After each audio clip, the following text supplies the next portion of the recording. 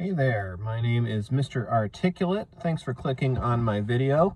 On this channel, I post a video of between 5 and 10 minutes length each day, where I talk about a different topic every day, but my main goal long-term with this channel is to build up the skills that I will need to be a more articulate person in my day-to-day life. So I am going to talk a little bit more today about Pope Francis and his legacy. I did my previous video talking about Pope Francis too.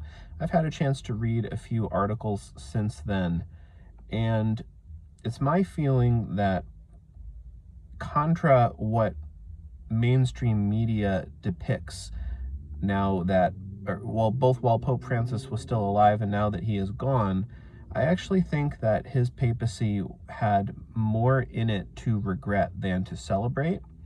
And I am hoping that the next pope we have will, in his actions, not his words, but in his actions, repudiate much of Pope Francis's papacy and the manner in which he conducted himself. So I'll just run down a few ways in which I think the Francis papacy was not a good one for the church. For one, he had a bloodhound-like fanatical dislike for traditionalist Catholics, and he made it a point of his papacy again and again to try to snuff out the practice of traditional Tridentine masses and to marginalize and exclude members in good standing of the Catholic Church who practiced the Tridentine Mass. Now, I'm not a traditionalist Catholic per se. I would just call myself a normal Orthodox Catholic, but the Tridentine practicers among us, the traditionalists among us, are some of the most devoted and loving Catholics that we have. And the Tridentine Mass is often a particular draw to young people who come to the Catholic Church because they hunger for the truth that ancient and venerable things have, as opposed to the ersatz, here today, gone tomorrow cultural products that we have to deal with in our day-to-day lives. And for Pope Francis to go after Tridentine practicers, to me, seems mean-spirited and pointless, and indeed counterproductive.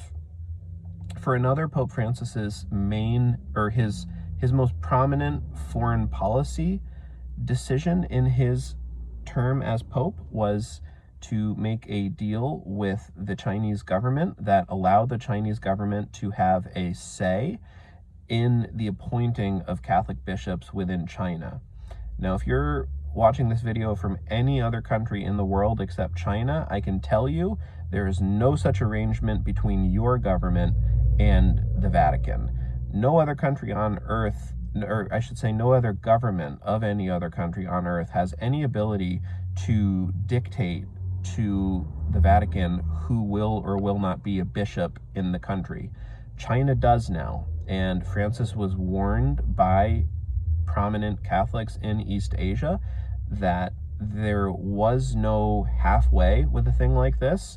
If they let the Chinese government even get a foot in the door, it would be all over, and the church hierarchy of China would no longer report to the Holy See, but rather to the Chinese government. And my understanding is that that is what has happened.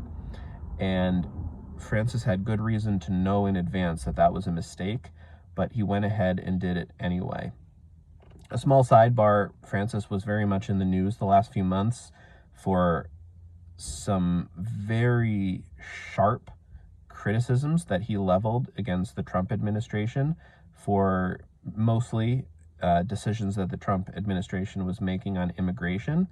It can be pointed out that although Pope Francis had very withering words for the U.S. government for the things that it has done over the last 3 months, he never had one bad word to say in his whole 12-year papacy for the significantly more unambiguously bad actions that the Chinese government has taken against its own citizens. Most famously, the almost genocide-like campaign of oppression that they have waged against the Uyghurs in the western part of China. Pope Francis never said a word about that, but when the US government has done what it has done, he did have words to say. So that's altogether a smaller matter, but kind of just a sidebar I threw in. Next, Francis, time and time again, stepped in to protect people who had been credibly abused of heinous sexual crimes, and also stepped in to protect people who had been accused of heinous financial crimes with Vatican money. The most famous case in the former category was a man, a priest, whose last name was Rupnik. He was Slovenian, or is Slovenian, and he became an artist of some renown in the late 20th century for paintings he would do in churches of saints, of Jesus, of Mary. The defining characteristic of these painted images is that they have these large black eyes. They otherwise look like pretty basic church mosaic style depictions of saintly figures, but always these weird dead alien eyes. I think they're creepy. I think they're kitschy. I am far from alone in both of those opinions. But nonetheless, he became a bit of a rock star within the world of church art. But he was also a priest who raped a number of nuns who were under his charge, and raping them is, to put it in the vaguest terms possible, when you start delving into the specific details of the stories that these Slovenian nuns have told of the types of acts that he compelled them to do, it just boggles the mind, even in our fallen world, that any Catholic priest could ever have done these things. But he did, and he should have been defrocked. He probably should have been just handed over to civilian authorities, but Francis brought him to the Vatican. He protected him. He gave him a special position in the Vatican, and all the way until the day Francis died, he had paintings of Rupnik hanging in his bedchamber. That's the most famous example, but a couple of the closest allies he had in his campaign to become the Pope after Benedict died were both accused, one of, an American cardinal, I'm sad to say, was credibly accused of forcing himself on seminarians over and over and over again. The other was accused of going above and beyond in a number of ways to protect priests within his diocese who had been accused of rape and pedophilia. And he protected both of these men, and he did it with several others as well. He would basically airlift them out of their diocese, wherever they were in the world, bring them to the Vatican, give them preferred special assignments, and refuse all calls, however loud, however unanimous, from the rest of the Catholic world to defrock and punish these men. And I won't belabor the other side of what I said, but the other side is financial crimes. I actually wasn't totally aware of the enormity of the financial crimes that have occurred in the Vatican in recent decades. There have been a lot of people working in the Holy See in positions of major power who have embezzled millions of dollars, laundered millions of dollars, and Francis appointed men to look into these corrupt practices and reform them. And when those men made headway in the assignment that they'd been given, he pulled them out of the jobs and sent them back to where they came from. And there's just no understanding why he did any of these things in terms of these sexual criminals and these financial criminals. Why did he protect them? Why did he keep them close?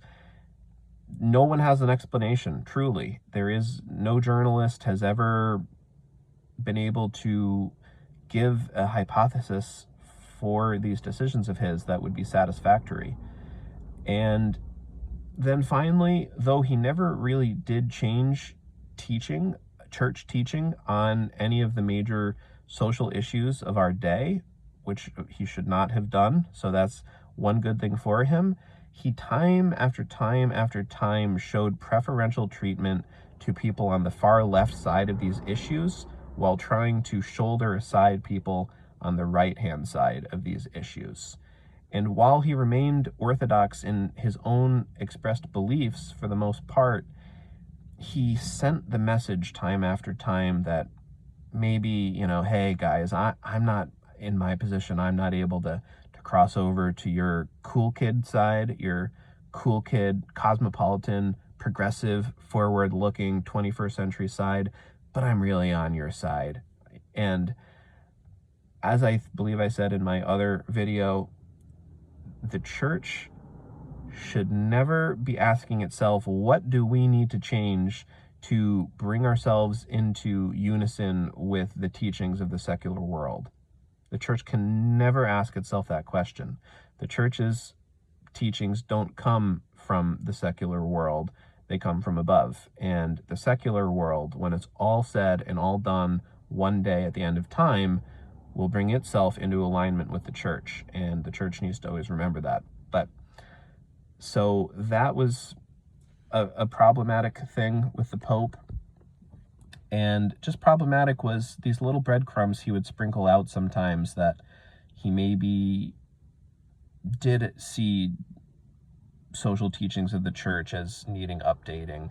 And it just sowed confusion and it sowed dissent. And it's a thing that I gather a lot of people in the church, a lot of officials in the church just hated. It made them tear their hair out. Well, why is the Pope doing this, But it is what it is. And then finally, a kind of a notorious thing that happened just in the last year and a half, I think, was the publication of the infamous letter, Fiducians Supplicans, I believe it's called. Fiducia Supplicans, something like that. And that was a letter promulgated by one of these people who Pope Francis put in a position of authority in the church, in the Vatican, that he never should have done, because it was someone who's on the far left progressive edge of the church. And the letter basically announced that priests could begin giving blessings to same-sex couples in churches, and it basically created a new form of a non-liturgical something, this and that, a priest in a church, and something that had no precedent in church history, sort of just invented out of whole cloth. And again, just one of those classic Francis steps where it's, hey, I'm Orthodox, same-sex couples shouldn't be doing what they're doing, same-sex unions, that's completely off the table, got all the Orthodox beliefs, but we should start being able to bless same-sex couples in churches. So are you not really Orthodox? Do you actually secretly want us to go in a different direction? And then what is a blessing of a couple in a church, but there's no liturgy behind it? There's no analogy toward existing practices that you can make. And again, in classic Francis fashion, he pretty much walked that letter back, and it went nowhere. It has led to really nothing but just a classic case of just causing dissent for no good obvious reason. And there's also just base reports that come out that he was just not a very nice man in so many ways.